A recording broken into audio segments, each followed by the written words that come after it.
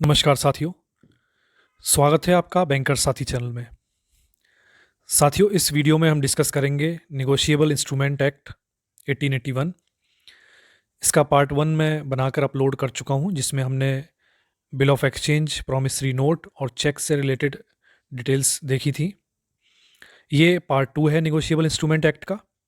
इसमें हम देखेंगे important sections negotiable instrument act के। साथियों, सेक्शन 7 जो है निगोशिएबल इंस्ट्रूमेंट एक्ट का, वो बात करता है ड्रॉअर और ड्रॉई की। जो maker of bill of exchange होता है, यानी कि जो बिल ऑफ एक्सचेंज बनाता है या चेक जो बनाता है, लिखता है, उसे हम ड्रॉअर कहते हैं। और द पर्सन डायरेक्टेड टू पे इज कॉल्ड ड्रॉई। तो बिल ऑफ एक्सचेंज के केस में जिसको जो ड्रॉ करता है, यानी कि जो राइट करता है, वो ड्रॉअर हो गया, और जिसको डायरेक्शन दिया जाता है, डायरेक्शन टू पे, वो ड्रॉई हो गया। चेक की केस में हमेशा जो ड्रॉई होगा वो एक बैंक होगा, क्योंकि चेक जो होते हैं वो बैंक पर ही ड्रॉन होते हैं। सेक्शन 8 में बात की गई है होल्डर की। होल्डर की डेफिनेशन दी गई है यहाँ पर। The holder of a promissory note, bill of exchange और cheque means any person entitled in his own name to the possession thereof and to receive और recover the amount due thereon from the parties thereto. मतलब holder वो person है जो किसी promissory note, bill of exchange या cheque के case में जो इंटाइटल्ड है अपने नाम पर उसका पोजेशन रखने के लिए, और उसकी जो अमाउंट ड्यू है उसमें उसको रिकवर करने के लिए। वेयर द नोट, बिल और चेक इज लॉस्ट और destroyed, it's holder is the person so entitled at the time of such loss और डिस्ट्रक्शन।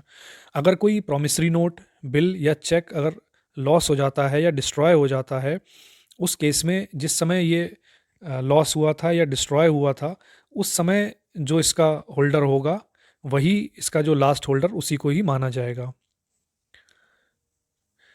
सेक्शन 9 में डेफिनेशन दी गई है होल्डर इन ड्यू कोर्स। तो holder in due course means any person who for consideration becomes the possessor of a promissory note, bill of exchange और check.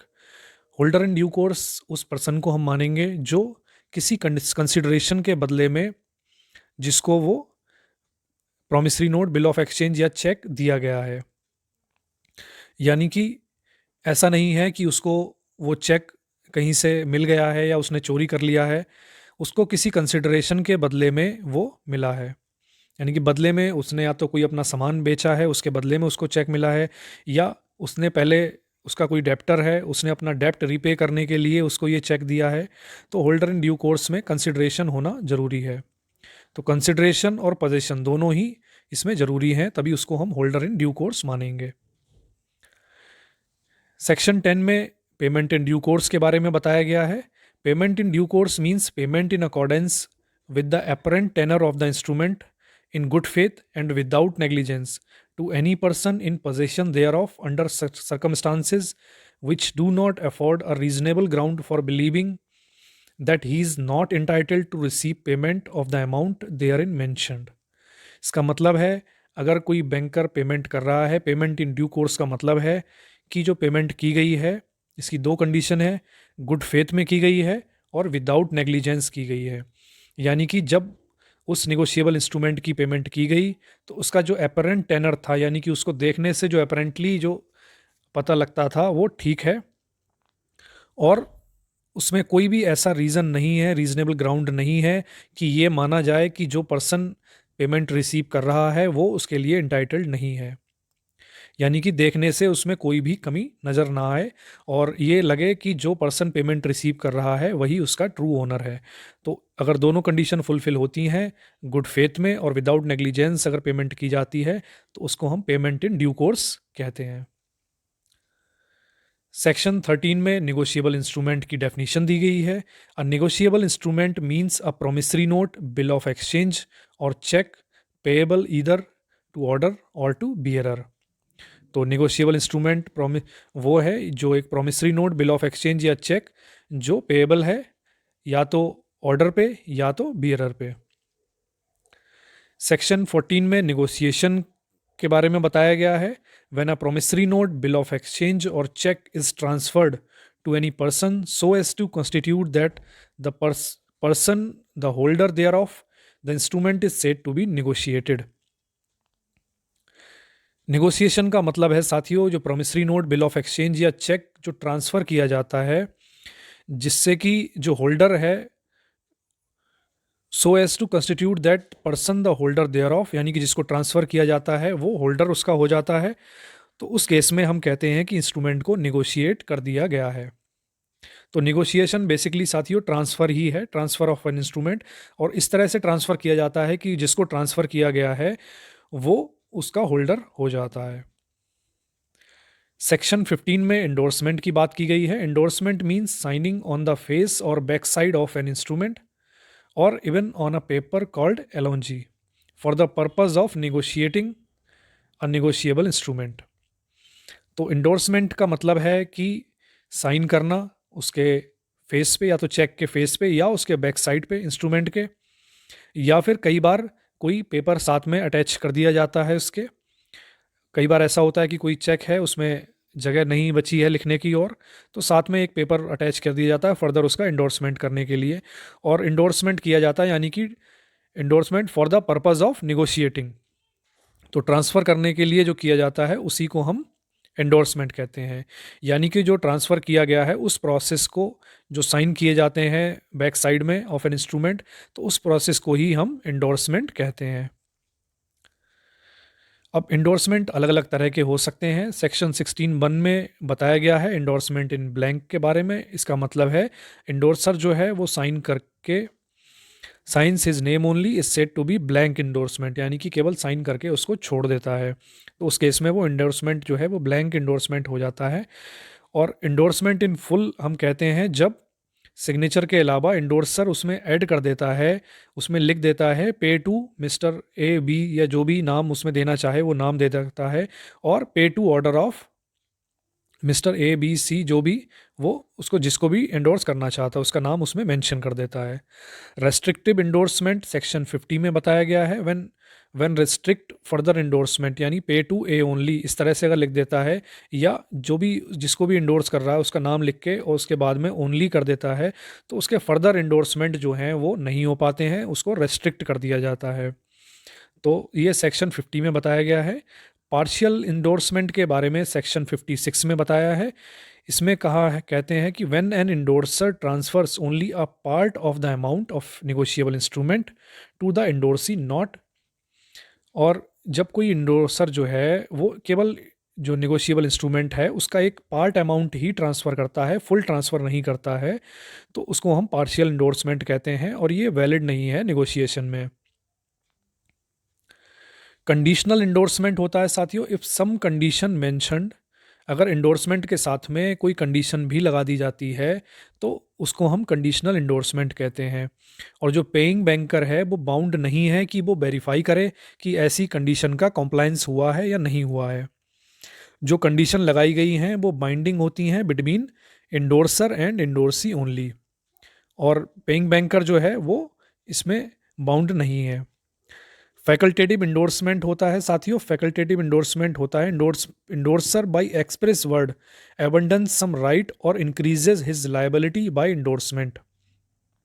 तो अगर कोई इंडोर्सर ऐसा है जो कुछ ऐसे वर्ड्स उसमें मेंशन करता है इंडोर्स करते समय जिससे कि वो अपने राइट जो हैं वो कम कर लेता है या अपनी लायबिलिटी बढ़ा लेता है, तो उसको हम फैकल्टेटिव इंडोर्समेंट कहते हैं। जैसे कि अगर एक एग्जांपल हो सकता है कि वो उसमें इंडोर्समेंट करते समय साथ में ये भी लिख दे कि notice of dishonour not required, तो ये एक एग्जांपल हो जाएगा फैकल्टेटिव इंडोर्समेंट का। एक होता है सेंस रिकोर्स इंडोर्समेंट जिसको सेक्शन 52 एनआई एक्ट में बताया है। ये है साथियों endorser by express words excludes his liability, तो वो है कि वो इंडोर्सर जो है वो इंडोर्स कर रहा है और साथ में वर्ड्स जो है लिख देता है उसके साथ में कि अपनी लायबिलिटी जो है वो ख़त्म कर लेता है। तो इस तरह का एक एग्जांपल हो सकता है कि कोई इंडोर्स करे किसी पर्सन को कोई निगोशिएबल इंस्ट्रूमेंट और साथ में लिख दे pay to mister A without recourse to me, यानी कि मेरी लायबिलिटी उसमें नहीं होगी। तो उस केस में उसको हम सेंस रिकोर्स इंडोर्समेंट कहेंगे। सेक्शन 18 है साथियों, सेक्शन 18 में कहा गया है when amount stated in differently in figures and words the amount stated in words shall be the amount undertaken और ऑर्डर टू बी पेड। अगर किसी चेक में, किसी निगोशिएबल इंस्ट्रूमेंट में अमाउंट जो है वो डिफ़र करते हैं, फिगर्स में अलग हैं, वर्ड्स में अलग हैं, तो जो हम माना जाएगा वो ये माना जाएगा कि जो अमाउंट वर्ड्स में मेंशन है उनको ही सही माना जाएगा। सेक्शन 20 में इनको एक स्टैम्प इंस्ट्रूमेंट की बात की गई है। इसका मतलब है कि holder has a right to complete for any amount but not exceeding the amount covered by stamp. मतलब कि अगर होल्डर जो है उसके पास राइट है कि अगर चेक कोई अगर इनकम्प्लीट है और वो किसी होल्डर के पास है, जैसे उसमें डेट नहीं है, तो वो इस तरह की चीज़ें कंप्लीट कर सकता है, लेकिन होल्डर के पास ये राइट नहीं है कि जितना उसमें अमाउंट मेंशन है उस अमाउंट को वो बढ़ा ले। जितने अमाउंट उसमें मेंशन है उतना अमाउंट तक की जो है उसको सेम रखते हुए बाकी अगर कोई उसमें कमी है, कुछ ब्लैंक है, तो उसको वो फिल कर सकता है। सेक्शन 25 में दिया गया है when day of maturity is a holiday declared by central government और Sunday the instrument shall be deemed to be due on next preceding business day. कोई चेक है जो कि जिसकी ड्यू डेट है वो किसी हॉलीडे पे आती है या फिर संडे का दिन उसमें दिन होता है, छुट्टी है बैंक की, तो उसको ये माना जाएगा कि वो next day, next working day जो होगा उसमें B due on preceding next preceding business day, यानी कि उससे एक दिन पहले प्रीसीडिंग वर्किंग बिजनेस डे में, यानी कि उससे प्रीसीडिंग बिजनेस डे जो होगा उसमें वो ड्यू माना जाएगा। Capacity to make promissory note every person capable of contracting can be a part. कोई भी पर्सन जो है वो प्रोमिसरी नोट कौन बना सकता है? जो भी पर्सन है जो कैपेबल है कॉन्ट्रैक्ट करने के लिए वो प्रोमिसरी नोट बना सकता है। माइनर के केस में कहा गया है माइनर में draw, endorse, deliver and negotiate such instrument, यानी कि नेगोशिएबल इंस्ट्रूमेंट को माइनर ड्रॉ कर सकता है, इंडोर्स कर सकता है, डिलीवर कर सकता है and negotiate so as to bind all parties except him. और वो इस प्रोसेस में बाकी सभी पार्टीज को बाइंड कर सकता है अपने आप को छोड़कर। सेक्शन 35 में लाइबिलिटी ऑफ इंडोर्सर की बात की गई है। Liability endorser is bound to compensate every subsequent holder. तो जो इंडोर्स कर रहा है उसके बाद में जो भी सब्सिक्वेंट होल्डर है उसके प्रति उसकी लाइबिलिटी होगी। सेक्शन 36 में कहा गया है liabilities of prior parties to holder in due course even party is liable, every party is liable. तो जो होल्डर है इन ड्यू कोर्स उसके लिए जो भी प्रायर पार्टीज़ हैं वो सभी उसके अगर कोई नुकसान होता है उसके लिए लायबल होंगी। सेक्शन 40 में डिस्चार्ज ऑफ इंडोर्सर्स लाइबिलिटी की बात की गई है। When the holder of a negotiable instrument without the consent of the endorser destroys और impairs the endorser's remedy against a prior party, the endorser is discharged from liability to the holder to the same extent as if the instrument has been paid at maturity। इसको समझते हैं साथियों। Section 40 में कहा गया है कि जो इंडोर्सर है, मान लीजिए जो इंडोर्सर है उसने किसी नेक्स्ट पर्सन के लिए वो चेक इंडोर्स कर दिया है और वो जो होल्डर है जिसके लिए इंडोर्स किया गया है, होल्डर ऑफ निगोशिएबल इंस्ट्रूमेंट, वो इंडोर्सर की बिना कंसेंट के कोई काम करता है जिससे कि जो इंडोर्सर है उसके पास जो रेमेडी थी, जो उसकी प्रायर पार्टी थी जिससे उसने लिया था चेक, उसको वो मतलब उसको जो वो सू कर सके या उसको उसके अगेंस्ट कोई एक्शन ले सके, रेमेडी उसकी ख़त्म कर देता है।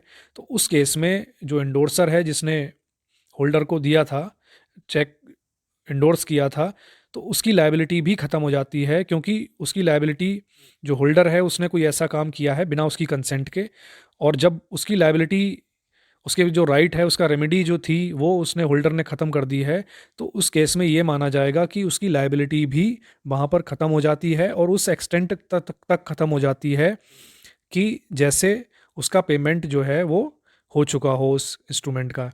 यानी कि सिंपल वर्ड्स में ये है, अगर जो होल्डर है, किसी पर्सन ने अगर कोई इंस्ट्रूमेंट इंडोर्स किया है और होल्डर अगर कोई ऐसा काम करता है जिससे उसके इंडोर्सर की जो राइट थे वो ख़त्म हो जाते हैं, तो उस केस में उसकी लायबिलिटी भी इंडोर्सर की ख़त्म हो जाएगी। सेक्शन 45 में बात की गई है holder's right to duplicate of lost bill. अगर कोई होल्डर है और उसके पास कोई बिल है, उससे लॉस हो जाता है, तब तक जब तक उसकी ओवरड्यू नहीं हुआ है, उस केस में होल्डर जो है वो अप्लाई कर सकता है ड्रॉअर के पास कि उसको दूसरा बिल दे दिया जाए of same tenor giving indemnity. Indemnity देने के बाद में, यानी कि क्षतिपूर्ति का आश्वासन देने के बाद में, वो अप्लाई कर सकता है कि उसको उसके बदले में दूसरा बिल इशू कर दिया जाए। और ड्रॉअर जो है वो बाउंड है उसको दूसरा डुप्लीकेट बिल इशू करने के लिए। तो साथियों, इस वीडियो में इतना ही था। इसमें हमने कुछ इंपॉर्टेंट सेक्शंस को जाना है निगोशिएबल इंस्ट्रूमेंट एक्ट के। और वीडियो आपको कैसा लगा ज़रूर बताइएगा, और वीडियो पसंद आया हो तो इसे लाइक करें, साथ ही चैनल को सब्सक्राइब करें और शेयर करें हमारे सभी बैंकर साथियों के साथ जो प्रमोशनल एग्ज़ाम देने जा रहे हैं। तो मिलते हैं साथियों नेक्स्ट वीडियो में। Thank you.